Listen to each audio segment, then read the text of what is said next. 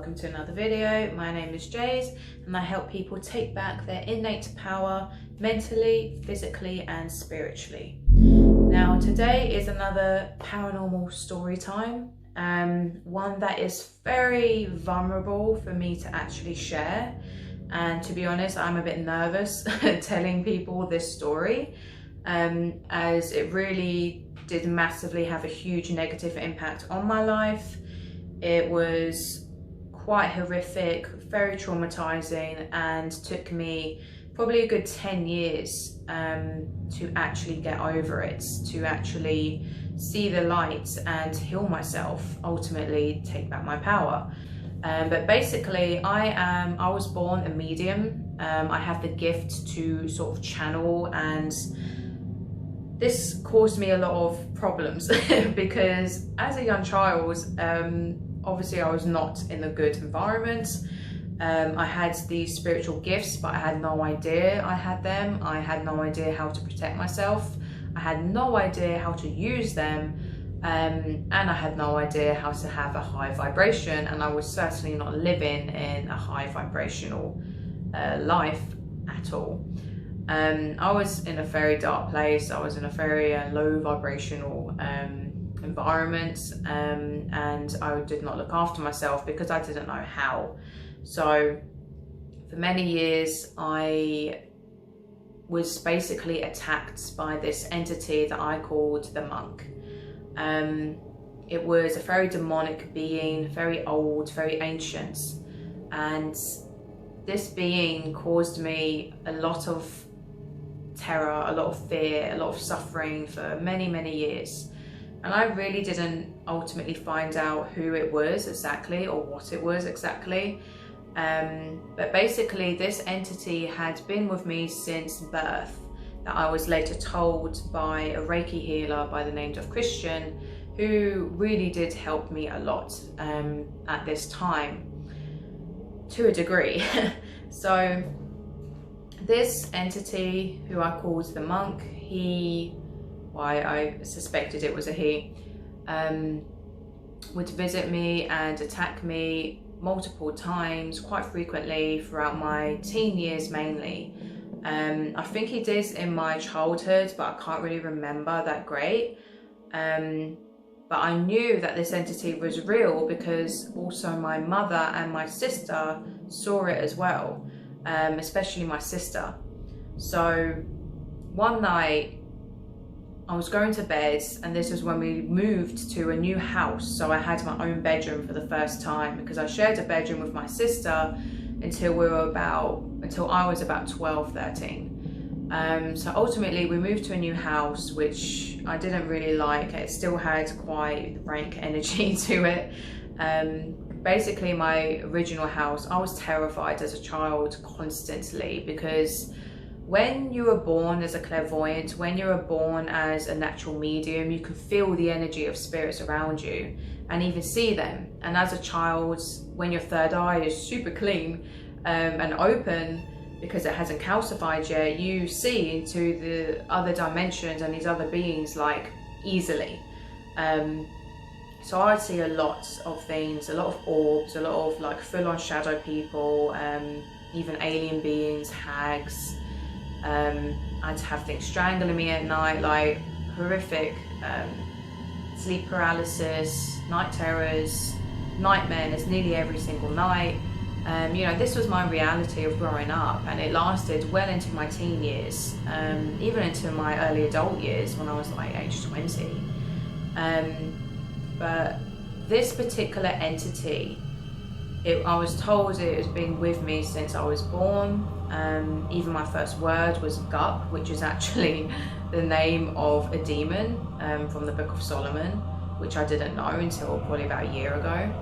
And I would point to this spirit constantly when I was a baby, all the time, and it'd really freak out my mum and my dad, because they just didn't know what I was looking at, who I was pointing to and calling Gup. So anyway, this particular spirit, one night I was in my room and I was in quite a good mood. Like, this is how I know how entities can attack you and it's not placebo, because I wasn't scared on this particular night. I was in really good mood because I just redecorated my room. So I was feeling happy. I was listening to, you know, my little stereo or CD player, you know, what we had back then. And I went to bed, and I'd always had a phobia of the dark since I was little. I still do. I don't like sleeping in pitch black, because when I do, and when I did as a kid, I always used to see loads of entities, etc.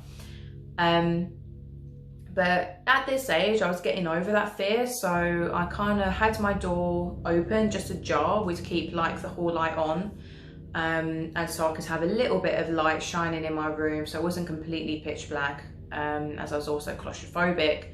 So we would keep the light on, and I had a little single bed which faced the bedroom, a window which faced the window, and I was sleeping facing the wall, obviously facing the window, so I had my back to the door.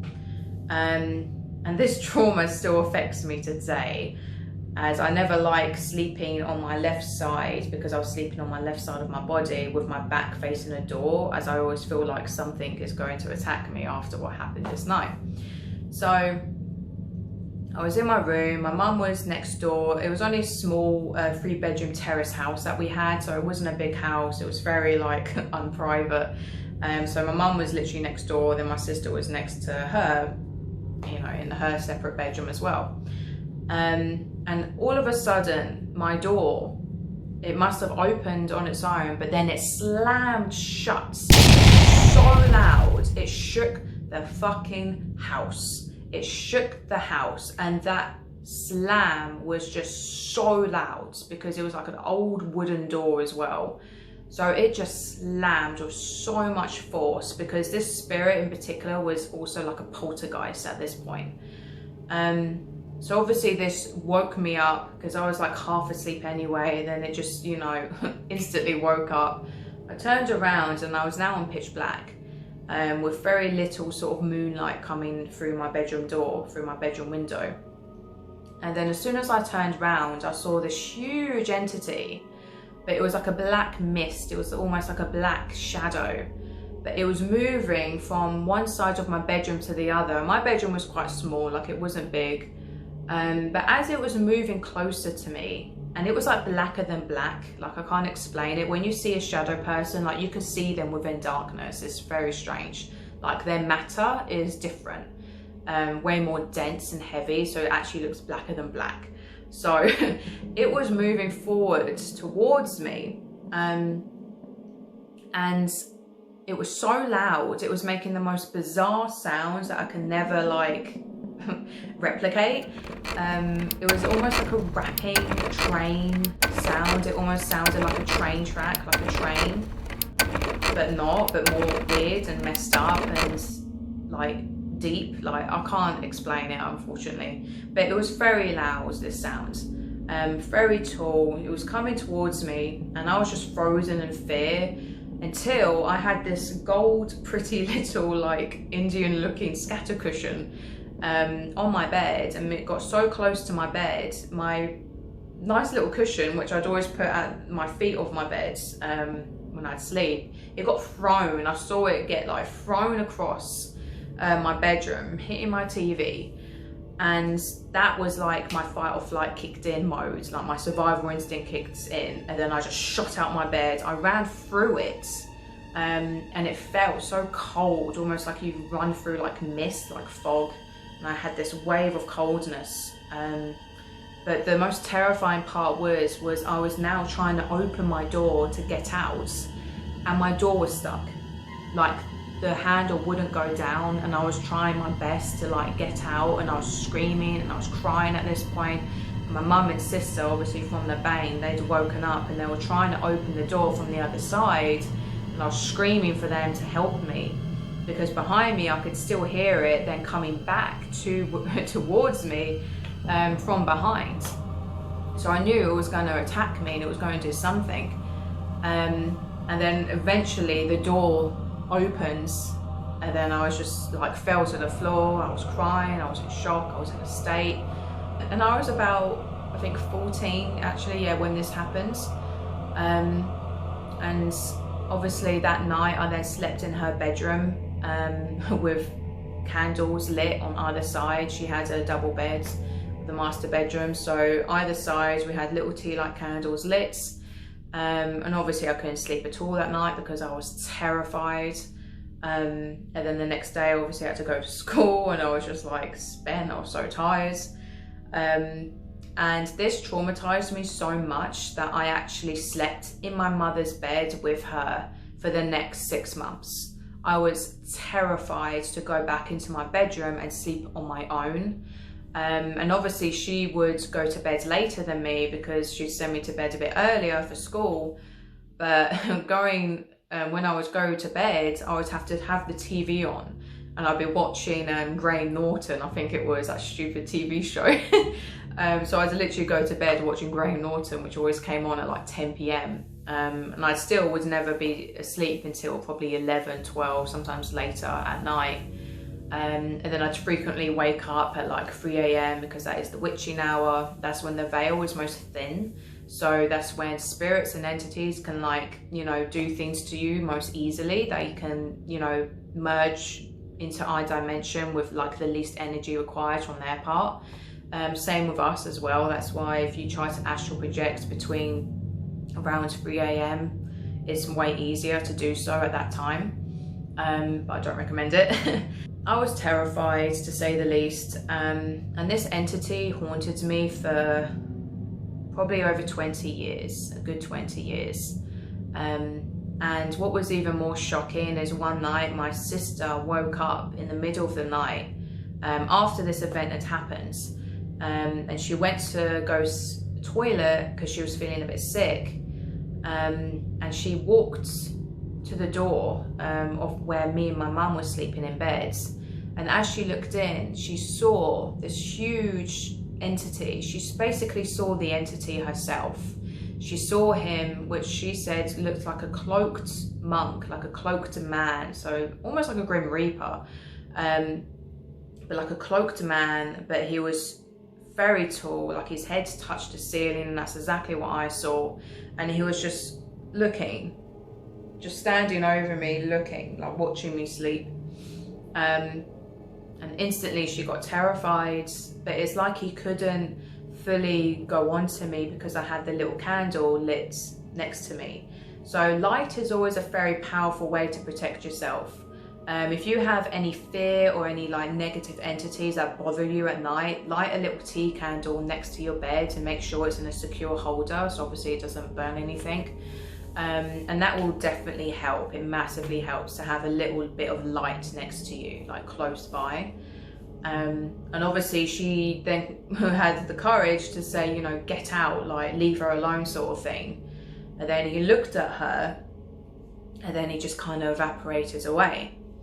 But then that night when she went to sleep, she then had horrendous stomach cramps. She got really, really, really ill, and she had an awful night's sleep, as if his energy was doing a psychic attack on her, basically, as to say, you know, F you, I do what I want.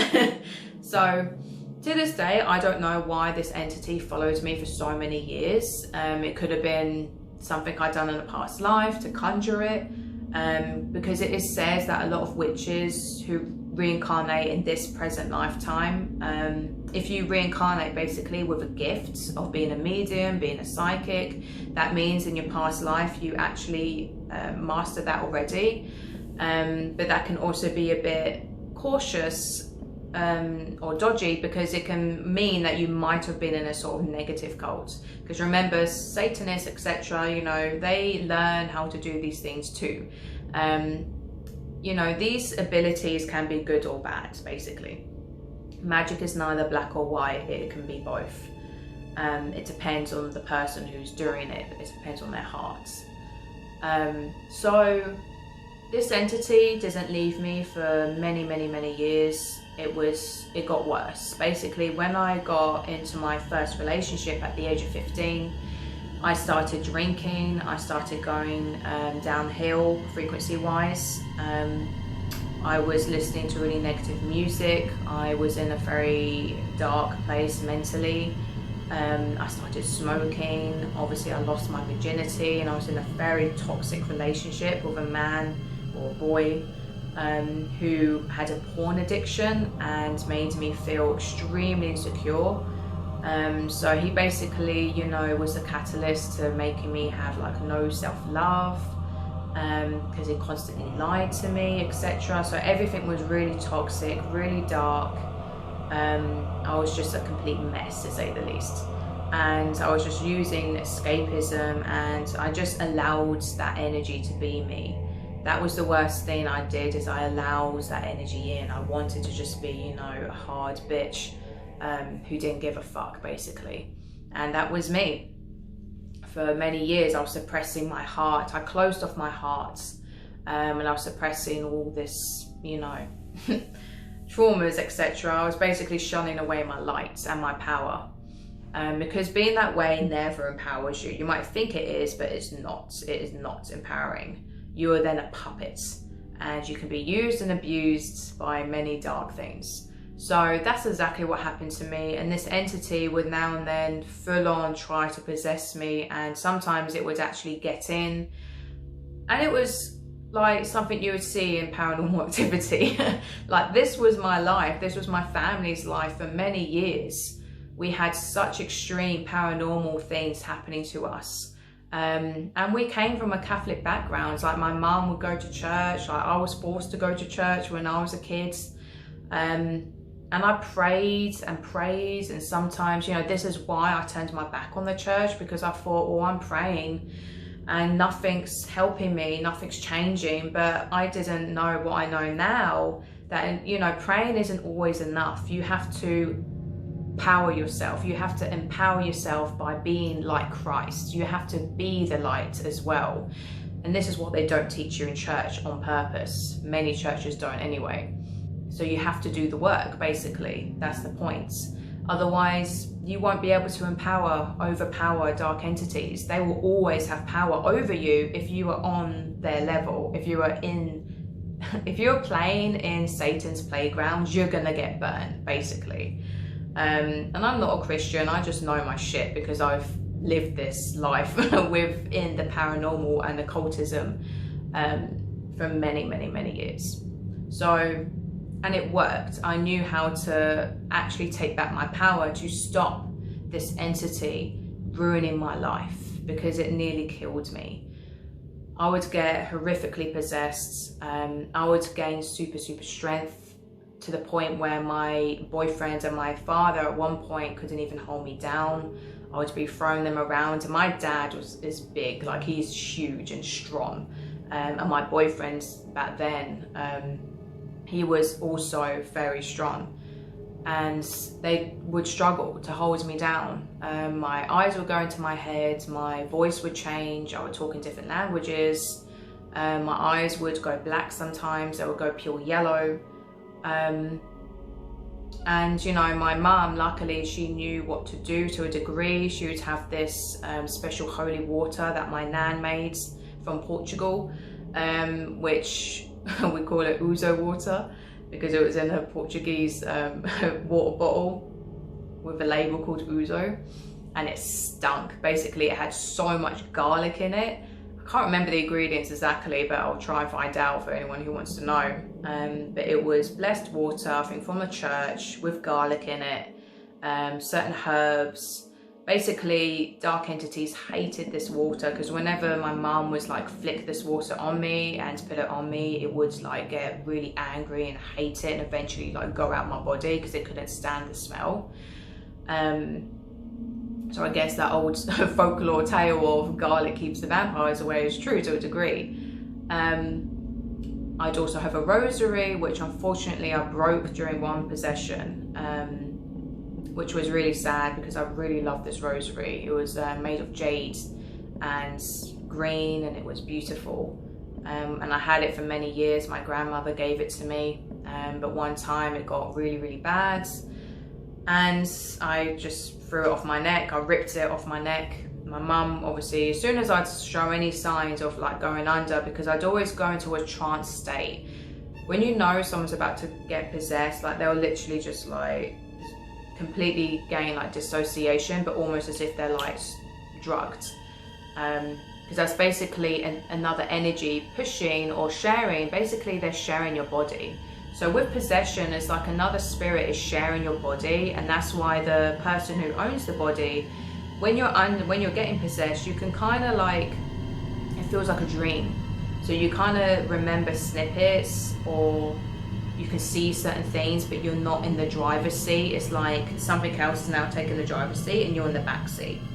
And during this time, you know, I saw many psychiatrists. I got tested for, you know, all the, you know, the typical things, bipolar and all that shit.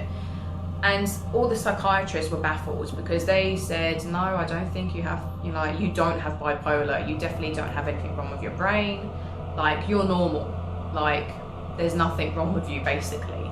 And they had seen, obviously, many, many people with bipolar disorder, schizophrenia, all these sort of things. And they were baffled as to why I was having certain, you know, things happening to me, because they just thought I was fine. Because whenever I talked to them, I'd be, you know, very well-spoken, very normal, very laid back, you know. And most psychiatrists just didn't know what to say to me. I remember seeing one who was just gobsmacked and just didn't really know how to respond to me. And he literally said that. He said, well, I don't know what to do. I don't know how to help you. And eventually this happened to the Reiki master, the Reiki healer, who gave me a few sessions to get this spirit out of me, which he did finally to a degree. However, it kept coming back. And it got to the point where he had to say the same thing. He says, I'm really sorry, but there's something stuck in you, in your sacral chakra, and I can't get it out. So he then sent me to another person, and this was probably after 3 years, 4 years of seeing him on and off. And he never charged money, by the way. He always done healings for free, because he was also an osteopath in Notting Hill in London. So he'd always do his healings for free. And I saw many healers, and none of them could completely heal me. I had to heal myself. I had to, and this is what has made me want to do a YouTube channel, because I spent 30 years, well, you know, 25 years trying to find a healer, trying to find a shaman, trying to find an exorcist, trying to find someone to protect me, to heal me, to get out, you know, this entity or whatever. And it's never just one entity, there'll be loads.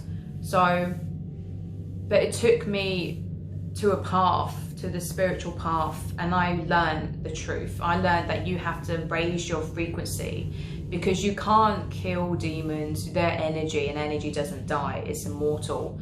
So the best that exorcists do is they just put them back into the abyss. They take them and put them into the dimension that they belong. I had a shaman do that to me in Glastonbury. He found 18 black snakes in my sacral chakra. A very well-known shaman in Glastonbury, and he said that they came from a very strange, dark entity, dimension. They came from a very dark, strange dimension, which is very difficult to access. So he was baffled as to how they got inside me, really baffled. And to this day, I don't know how they got inside me. And what's even more strange is, before he done this, I had a dream, a very profound, vivid, lucid dream of going to a temple and being surrounded by monks, and they were all sitting in a square, Buddhist monks. And in the middle of this square was a gold bowl. And I went to the bowl and I sat down in front of it, and all these monks were like singing and chanting, and they were just sat there in meditation. And then I started throwing up, and I threw up black snakes into this bowl. And at one point I was literally pulling them out. It was really gross.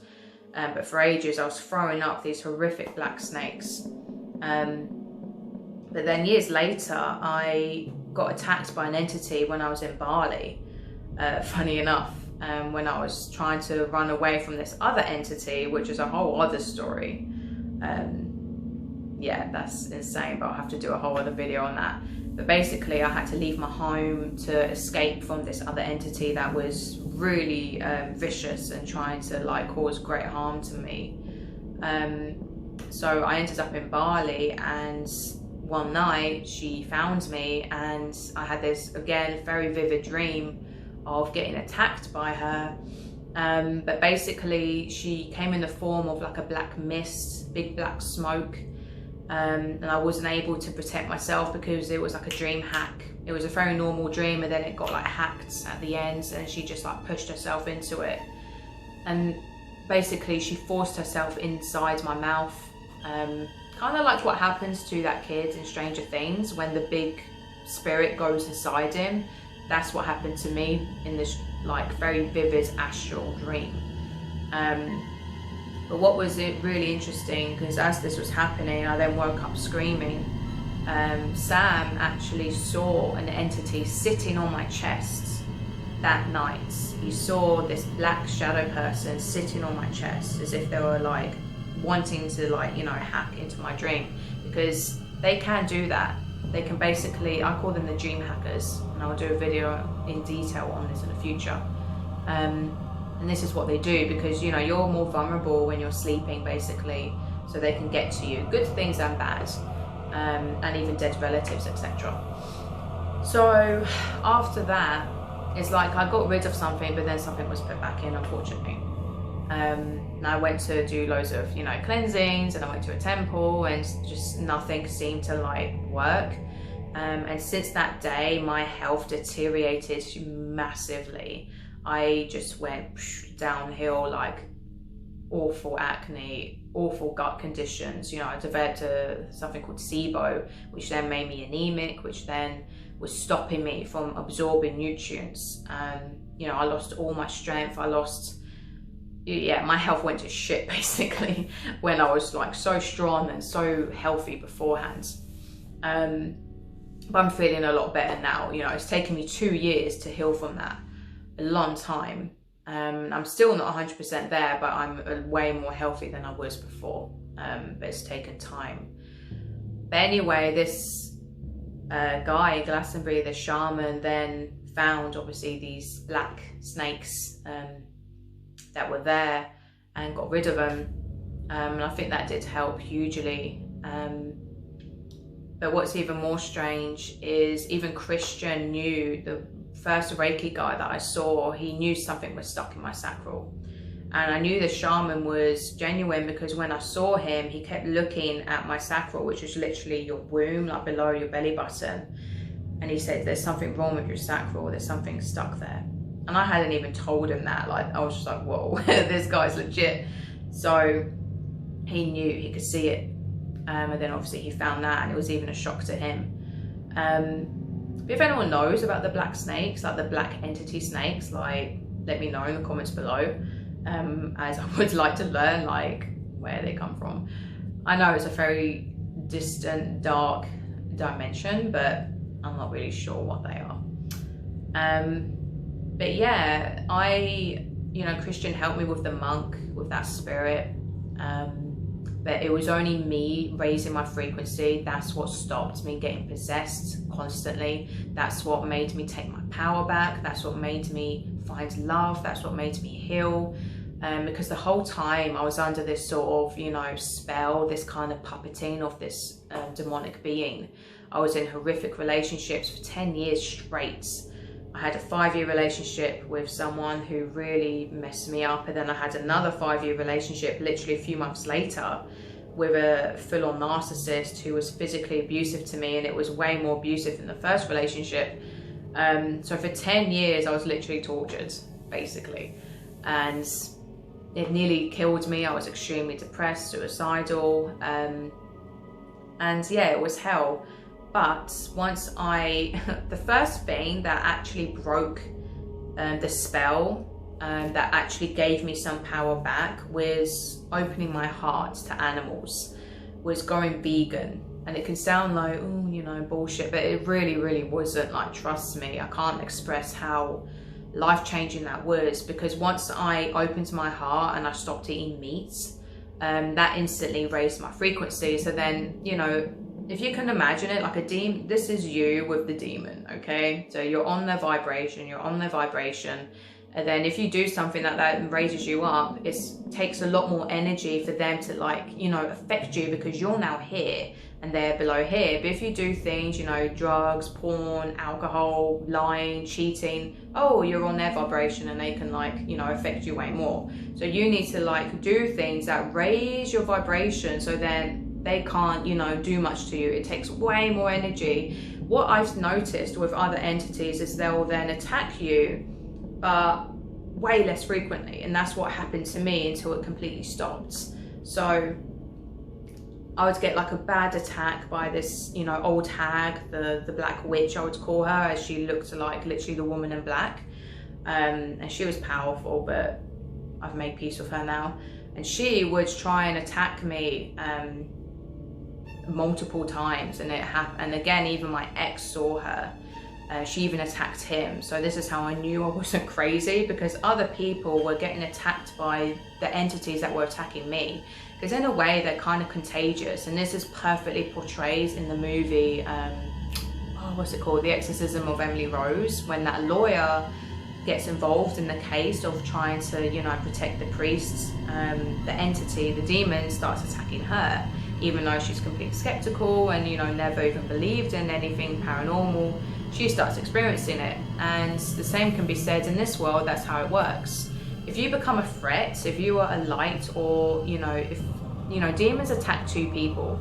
They attack people that either dwelling, playing in, you know, the devil's playgrounds willingly, so you're easy to manipulate and puppet, so they don't really have to do much because you're already, you know, doing dark things, so they just feed off that energy and they love it. Or if you've kind of broken away from that, and then you're a beaming light and you're trying to expose them, and you're trying to, like Jesus, like the ascended masters, like, you know, certain yogis, Buddhists, etc., even some current gurus today, they'll try it on now and then. It won't be as much as possible, you know, obviously when you're on such a low vibration, but they're still moths to a flame, to, you know, so they'll try it on now and then, but you are way more powerful, so you can, like, easily just say, you know, F off most of the time. But they still, you know, now and then I still get, you know, attacked at night. It's way, way, way rarer though. It used to be constant back in the day, but now, you know, you got to not fear it. You got to just be a spiritual warrior. You just got to be badass, basically, but with love and light. I always say you got to be a warrior of love and light. You got to be strong, you got to be fierce, but you got to do it through a love and light energy. That's the energy that people need to have. That's the energy that saved my life. And I can't, you know, express that enough. So I hope this brings you some clarity, some support to people who are going through similar things that I had to deal with in my past. I love you so much, and know that you are loved, and just know that you are so powerful, and you can always overpower darkness with lights, and you are a light by nature, by design. So remember that. And don't be fooled, don't be tricked. I love you dearly. I send you lots of love and light. Many blessings to you. Ahimsa.